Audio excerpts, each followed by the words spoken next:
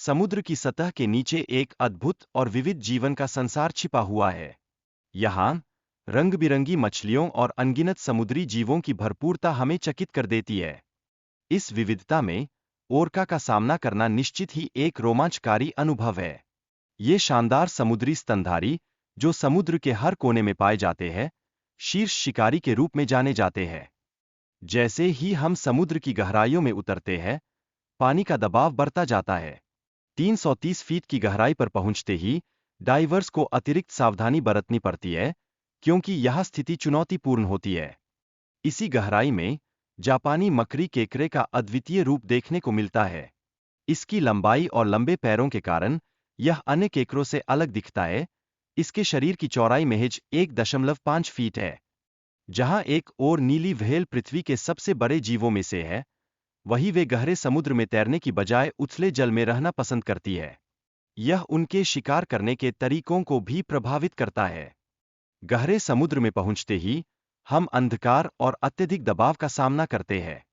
यह जगह रहस्यमय जीवों जैसे विशाल स्क्विड का घर है, जो हमें हमेशा आश्चर्य में डालते हैं। ग्रेट व्हाइट शार्क, जो गहराई में जीवित रहती है, उनकी दृष्टि कमजोर होती है। वे अपनी गंध से शिकार करती है, जो उन्हें अपने माहौल में सर्वश्रेष्ठ शिकारी बनाता है। 6000 फीट की गहराई पर ग्रैंड कैन्यन की सबसे गहरी जगह का अनुभव होता है। यहाँ मछली पकड़ने के तरीकों का समुद्री जीवन पर क्या असर पड़ता है, यह भी देखना महत्वपूर्ण है। जैसे जैसे हम 9000 फीट की गहराई में पहुंचते हैं, हमें गहरे समुद्र के कोरल रीफ की अनूठी सुंदरता का दर्शन होता है। ये रीफ हर महासागर में पाए जाते हैं, लेकिन इन्हें देख पाना आसान नहीं होता। एसएस रियो ग्रांडे का मलबा, जो 1941 में डूबा था, महासागरीय गहराइयों की खोज का एक महत्वपूर्ण उदाहरण है।